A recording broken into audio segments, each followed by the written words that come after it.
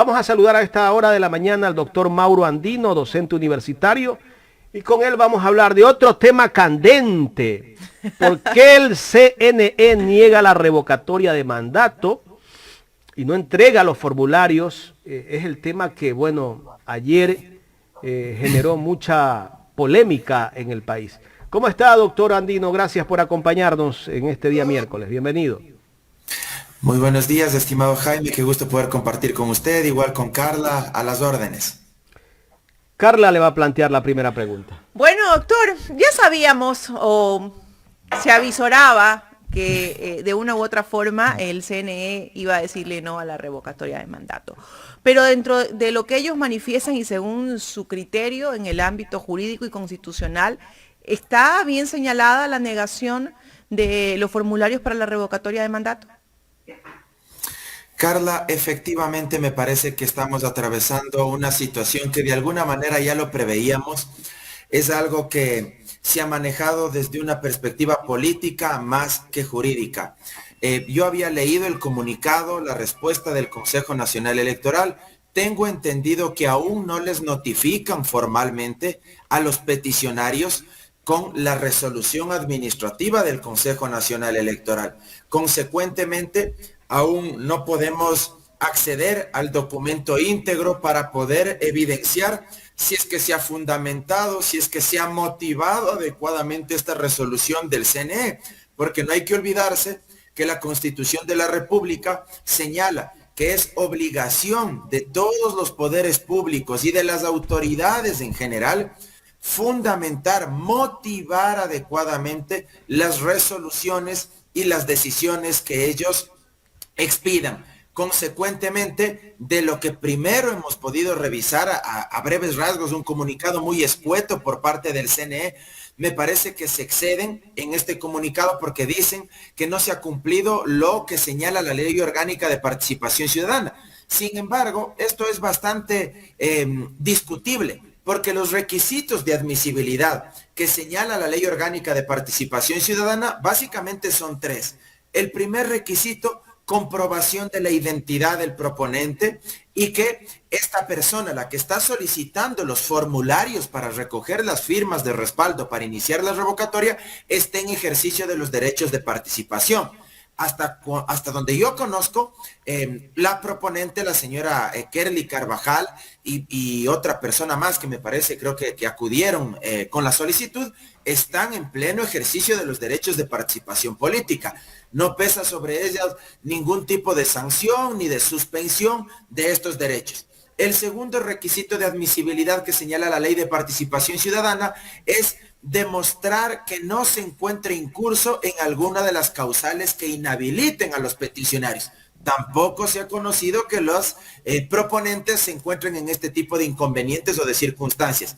Y la tercera circunstancia es la determinación clara y precisa de los motivos por los cuales se solicita la revocatoria del mandato. Digamos que este es el fundamento, la base sustancial, el núcleo esencial para plantear la revocatoria. Y igual de lo que se ha visto, esto se lo ha hecho de forma absolutamente clara, precisa, señalando los incumplimientos, sobre todo del plan de gobierno por parte del presidente Lasso cuando era candidato, y también los incumplimientos relativos a las disposiciones legales que tienen que ver con la participación ciudadana, y la otra causal que es el incumplimiento de funciones que señala la Constitución de la República en relación a las atribuciones de las competencias, tanto del presidente Lasso como en este caso del binomio, porque también pidieron los formularios para recoger firmas de respaldo para revocar el mandato al binomio presidencial, en este caso Alfredo Borrero. Consecuentemente, reitero, de lo que se ha podido observar en este comunicado bastante escueto, bastante corto, me parece a mí que el CNE se excede y termina por tomar una decisión que no se enmarca en derecho, sino más bien en el ámbito político. Habrá que ver el momento ya que les notifiquen formalmente para revisar íntegramente esta resolución y saber si es que la han motivado adecuadamente o no. Doctor Andino, no sé si el término que voy a usar está bien, usted me corrige, ¿no? Pero ¿se puede apelar a esta resolución? Sí, efectivamente, Carla, en estricto derecho, esta resolución administrativa del CNE es impugnable. todas las decisiones son recurribles. Esto señala también la Constitución de la República, es una garantía del debido proceso. Esta resolución en sede administrativa puede ser apelable ante el Tribunal Contencioso Electoral. Se puede presentar, para ser más específico, un recurso subjetivo contencioso electoral. Este recurso subjetivo contencioso electoral se lo presentaría de conformidad al artículo 269, numeral 15 del Código de la Democracia, que permite que este tipo de resoluciones por parte del órgano electoral sean apelables. Este tipo de recursos amparados en el numeral 15 del artículo 269 del Código de la Democracia tendrían que ser resueltas en doble instancia. En un primer momento tendría que sortearse para que un juez o jueza del Tribunal Contencioso Electoral haga las veces de un juez de primer nivel o de juez de instancia, para que emita una sentencia en un primer momento. Y esta sentencia del recurso subjetivo contencioso electoral también puede ser susceptible de apelación ante el Pleno del Tribunal Contencioso Electoral. ¿Cuántos días tendría para resolver esta jueza o juez de primer nivel? Este primer recurso subjetivo contencioso electoral que se presentaría tiene 15 días para resolverlo. Y luego, si es que se apela ante el Pleno del Tribunal Contencioso Electoral, existen 10 días más para que el Pleno lo pueda resolver. Sin perjuicio de que a estos plazos hay que agregarle los días que se debe tomar el Tribunal Contencioso Electoral para admitir a trámite este recurso subjetivo contencioso electoral. Por ejemplo, si se presenta en este primer momento el recurso subjetivo contencioso, ¿cuántos días debe tomarse el Tribunal Contencioso Electoral para admitir a trámite a través de esta jueza o juez de primer nivel? Son 2 días. Dentro de esto, puede mandar a completar o a aclarar este recurso subjetivo y tienen igual un periodo de tiempo, me parece que son igual un plazo de 2 días los peticionarios para que aclaren o amplíen este recurso. Si no lo hacen, se archiva el recurso, pero si es que no los manda a aclarar ni ampliar, directamente esta jueza ya tramita, resuelve esto dentro de los 15 días y luego, reitero, se puede también presentar apelación a esa decisión ante el Pleno del Tribunal Contencioso. Doctor, el argumento del Consejo Nacional Electoral es que no había cómo notificarles a los que estaban planteando el tema de la revocatoria de mandato, que no tenían el correo electrónico, la dirección. ¿Ese argumento es válido? A ver, a mí realmente sí me causa sorpresa que se argumente aquello. Me parece además bastante surrealista. No tengo por qué defender a los peticionarios de la revocatoria del mandato, ni es mi papel tampoco. Pero a mí sí me causa mucha, sorpresa que se argumente que ellos no han fijado un casillero judicial o un correo electrónico donde les puedan notificar, porque yo no creo pues que hayan cometido, utilizando las mismas palabras que ayer dijo el presidente de la República, Guillermo Lasso, la ingenuidad de no fijar un correo electrónico donde puedan recibir las notificaciones por parte del Consejo Nacional Electoral. Un correo electrónico, un casillero electoral, en fin. Además, me parece también absolutamente bastante risible que se argumente que la representante de los peticionarios no ha justificado en calidad de quien comparece, si es o no representante legal de este colectivo, cuando sabemos que los derechos de participación política se los puede ejercer de forma individual o en representación de una organización social. Y en el caso de los peticionarios, bien pudo haber sido una organización de hecho, es decir, no necesariamente una organización social que tenga personería jurídica, sino que simplemente en ejercicio de sus derechos de participación política que señala la Constitución de la República y también la Convención Americana de Derechos Humanos, la señorita o señora Kerly Carvajal presentó la solicitud de formularios. Y esto no le exime el hecho de que supuestamente no haya justificado que comparece en representación de este colectivo, de esta organización de hecho, para que le nieguen o para que ese sea el fundamento para restringirle sus derechos de participación y en este caso bloquearle la entrega de los formularios. Además, aquí hay otro tema que me parece que no es un asunto menor y por eso yo decía, sería importante revisar la resolución íntegramente del CNE. Ellos, de lo que se conoce, no les han permitido revisar a los peticionarios también los descargos, la impugnación que presentó en el legítimo uso de su derecho a la defensa el presidente de la República. ¿Y a qué descargos me refiero? Estas 150 cajas creo que envió al Consejo Nacional Electoral para justificar que sí había cumplido con su plan de trabajo. Lo más lógico, si es que se quiere respetar el debido proceso, el principio de contradicción, era que al menos les corran traslado, pues a los peticionarios, en este caso a la señorita Kerly Carvajal, con toda la documentación, por más extensa que sea, ¿sí? Tenían que haber escaneado y correrle traslado para que ella sepa, pues finalmente, cuáles son los argumentos que utiliza el acusado, el denunciado, en este caso el que ha incumplido el plan de trabajo, para que ellos puedan decir, bueno, finalmente estas son las pruebas de descargo que está planteando. Pero si ni siquiera les corren traslado con esto, indiscutiblemente se está violando el debido proceso porque no hay igualdad de armas. Además, a uno sí le sorprende que en estos días se haya logrado revisar aproximadamente 150 cajas con abundante 127 cajas, si no me equivoco. Bueno, eso me parece un acto de burla también de parte del gobierno. Totalmente, Jaime, y lo dije en este mismo espacio, me parece que la respuesta del presidente de la República demostraba una falta de respeto, un desprecio en contra de los derechos de participación política, porque si quería impugnar, que está en todo su derecho, él puede hacer uso de su derecho a la defensa, eso dice no solo la Constitución, sino también la Ley Orgánica de Participación Ciudadana en estos casos. Él tenía que hacerlo de forma fundamentada, motivada, pero no enviar, pues, o sea, casi 130 cajas llenas de papeles, o sea, me parece que eso lo único que buscaba era dilatar el proceso, entorpecer el mismo y también hacer mofa de los peticionarios para obstruir su derecho a la participación política.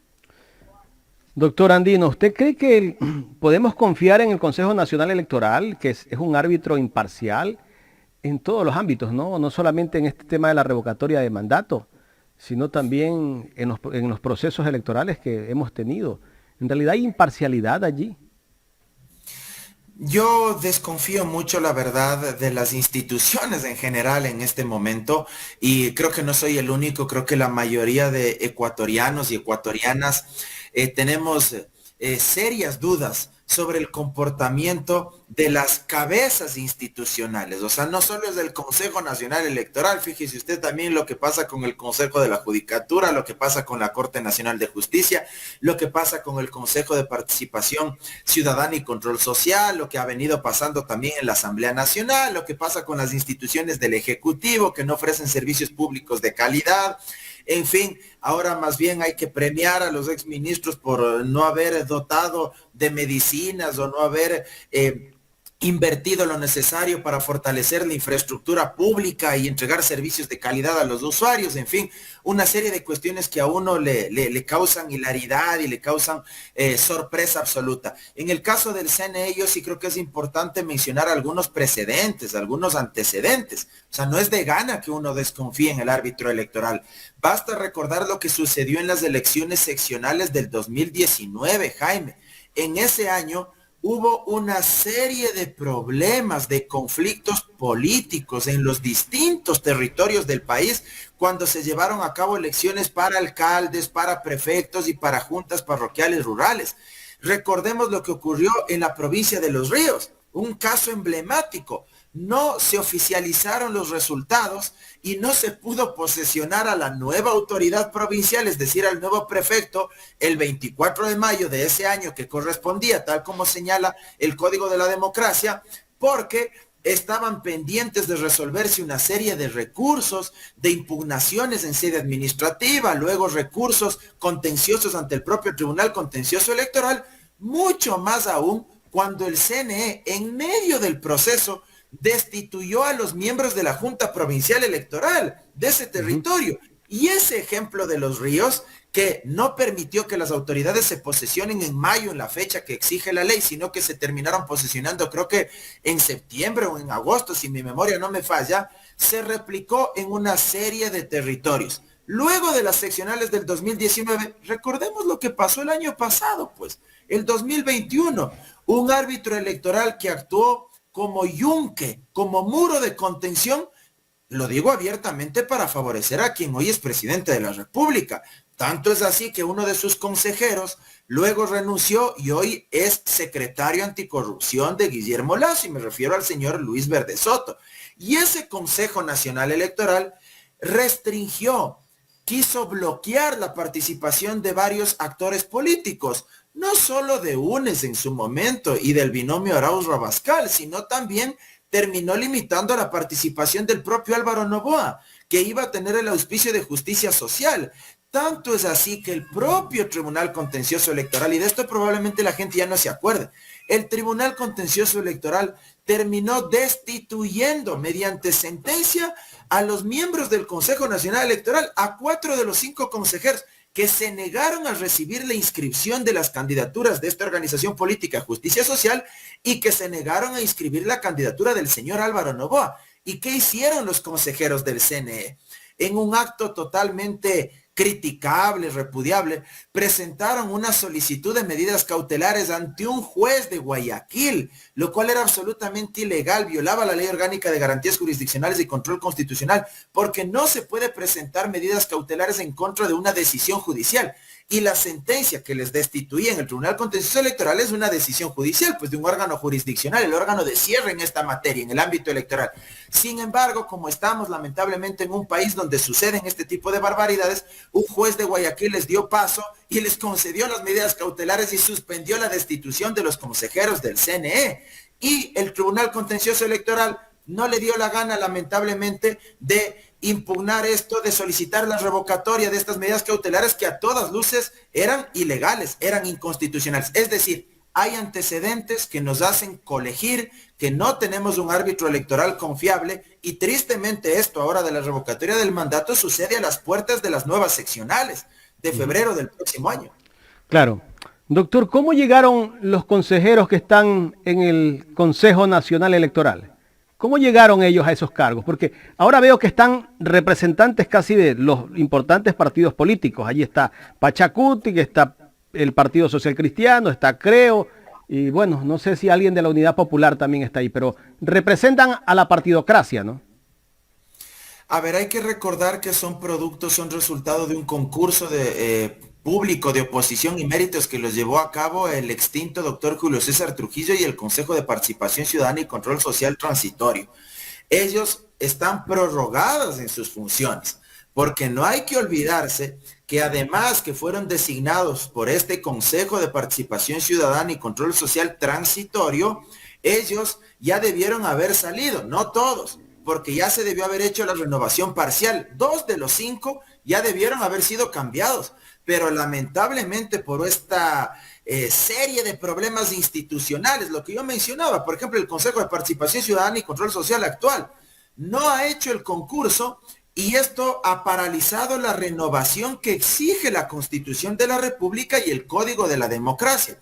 Tanto es así que hasta el día de hoy no se convoca al concurso ni siquiera para cambiarles a 2 de los 5 miembros del CNE, que es lo que exige, porque ellos duran 6 años, pero cada 3 años tiene que hacerse una renovación parcial. En un primer momento salen 2 y en el segundo momento los 3 restantes, y hay que hacer un sorteo para definir quiénes son los 2 que salen. Pero fíjese usted, Jaime, cómo se utiliza la institucionalidad incluso para blindarlos y que no sean susceptibles ni siquiera de juicio político.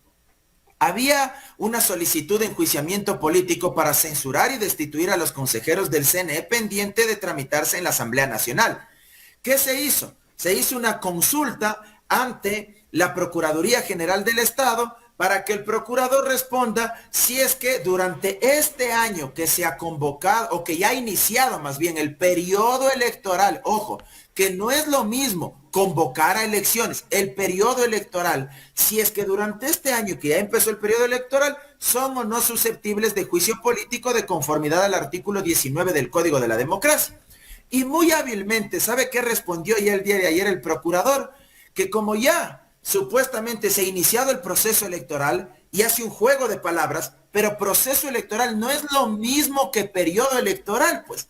¿Qué dice el procurador? Que ya no son susceptibles de juicio político y que no se los puede censurar y destituir hasta el día en que se oficialicen los resultados. Es decir, blindados todos los consejeros del CNE hasta el próximo año de conformidad a este írrito pronunciamiento del procurador. ¿Y por qué cuestiono este pronunciamiento? Porque ellos están blindados de conformidad al artículo 19, pero cuando se hace la convocatoria a elecciones, desde el momento que se hace la convocatoria, cuestión que aún no se ha realizado, desde ahí no se los puede enjuiciar políticamente. Pero este momento aún no se ha hecho la convocatoria. Lo que estamos es recién viviendo el periodo electoral que confluye o que tiene 3 etapas. La etapa preelectoral, la etapa electoral, que es la convocatoria de elecciones, y la etapa postelectoral. Pero con este pronunciamiento del procurador seguramente se van a querer blindar y se van a querer quedar de largo hasta el próximo año. Correcto. Doctor, no me quiero despedir de esta entrevista sin antes hablar sobre lo que dijo ayer el presidente de la República. Me voy a pasar a otro tema. Ayer el presidente de la República, en su presentación de sus nuevos ministros, él habló de que a su despacho han ido a ofrecerle propuestas indecorosas, propuestas de corrupción, dijo él así. Así lo dijo el presidente Guillermo Lasso. Entonces, quiero compartir primero una parte de lo que él habló para después tener un análisis suyo. Perfecto. Que el gobierno no tiene operadores políticos. Es que el gobierno no tiene experiencia política. Y esta es una buena oportunidad para decir que aciertan los que afirman eso. Nosotros no tenemos ni hombres ni mujeres del maletín.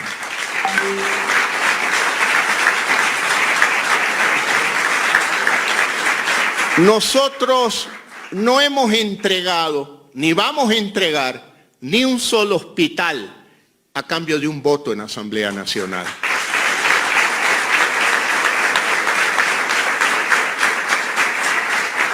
Nosotros no vamos a entregar las aduanas, el SRI, la UAFE, el Ministerio de la Amazonía y tantos otros cargos que si las paredes de mi despacho pudieran hablar, serían vibrantes testigos de planteamientos de corrupción en el Ecuador.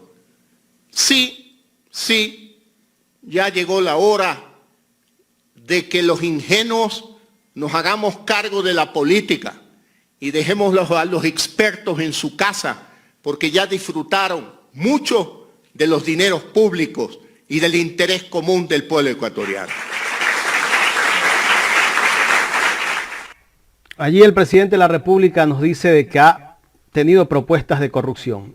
¿Esto no lo vuelve cómplice encubridor, como ocurrió con el caso de Hervas, con el caso de asambleístas que habían ido a pedirle dinero? Él lo dijo públicamente. Y con esto que está diciendo en esta posesión de los ministros, también está diciendo que le han ido a hacer propuestas de corrupción. ¿Debió poner una denuncia o no el presidente? Algunas cuestiones respecto de este tema, estimado Jaime. Primero, realmente ya nos llama la atención que el presidente Lasso haga una serie de acusaciones sin tener ningún tipo de fundamento legal, constitucional, es decir, como la lengua dicen, no tiene hueso y solo es un músculo que se puede activar, entonces él habla nomás y denuncia, acusa que le han hecho propuestas ilícitas, que le han querido chantajear, extorsionar o que le han pedido cuotas de poder, etcétera. Si es que el presidente Lasso tiene pruebas sobre lo que él está afirmando, debe hacer lo que todo ciudadano y ciudadana de bien debe realizar, que es acudir a la fiscalía y presentar la denuncia para que se investigue en derecho y se encuentre a los autores materiales, intelectuales o a los cómplices de este probable delito, pero que el presidente una vez más, por enésima ocasión, simplemente elucubre y diga que han ido a su despacho a pedirle hospitales, cuotas de poder y que no se atreva a presentar la denuncia, me parece que lo único que abona es a desacreditar su palabra, a deshonrar su discurso ante el pueblo ecuatoriano, porque nadie le va a creer, pues es como la fábula del pastor mentiroso. Siempre que decía mentiras todo el mundo le creía y el día que dijo la verdad ya nadie le creyó, pues Una primera cuestión. Segundo, él habla de ingenuidad. Yo ahí sí le digo tajantemente, nunca he conocido un banquero que sea ingenuo. Entonces, yo sí que no le creo eso de que ahora ya es el momento de que los ingenuos estén al frente de la administración pública, porque él como banquero, pues de ingenuo no debe tener un pelo, ¿verdad? Yo no he conocido un banquero en el mundo que sea ingenuo. Pero si es que acaso esto fuera cierto en el supuesto no consentido, oiga, tener un presidente ingenuo es grave para un país, pues.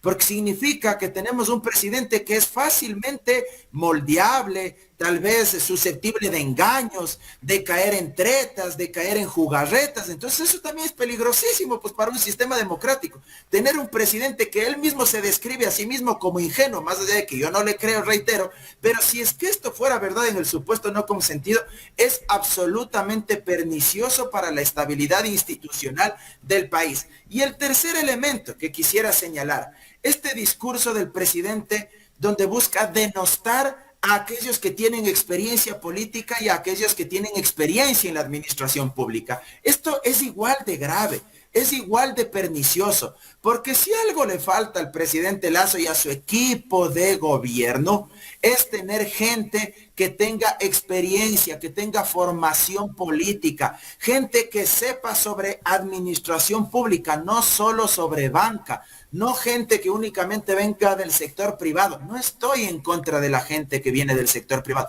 Tienen que incorporarse al sector público. Pero si usted únicamente se llena de actores que vienen de los negocios o actividades empresariales privadas, indiscutiblemente van a patalear, van a cometer una serie de errores, porque la dinámica del Estado es totalmente distinta. Cuando usted está al frente de una institución pública, usted no puede decidir a cuenta y riesgo suyo. Usted no es que puede sacar su billetera y disponer libremente o alegremente sobre los fondos, porque no son suyos, son fondos públicos.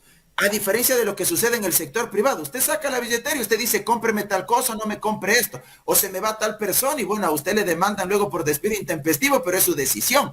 Pero en el sector público usted tiene que conciliar una multiplicidad de intereses y de causas porque confluyen las más distintas corrientes ideológicas y para eso necesita formación política para no cometer errores del tamaño de Carondelet del Banco de Guayaquil, que luego le generan o le incendian a la sociedad, y necesita gente que conozca la técnica de Estado con honestidad, con pulcritud, pero que conozca el entramado institucional para poder ofrecer servicios públicos de calidad y cumplir las tareas que la Constitución y la ley le asignan. Doctor Andino, quiero agradecerle por haber aceptado este diálogo aquí en Ecuador en Directo. Gracias a usted siempre por la invitación, estimado Jaime, y un saludo también para Carlita. Un abrazo enorme para ambos. Gracias al doctor Mauro Andino, docente universitario en el programa Los Especialistas.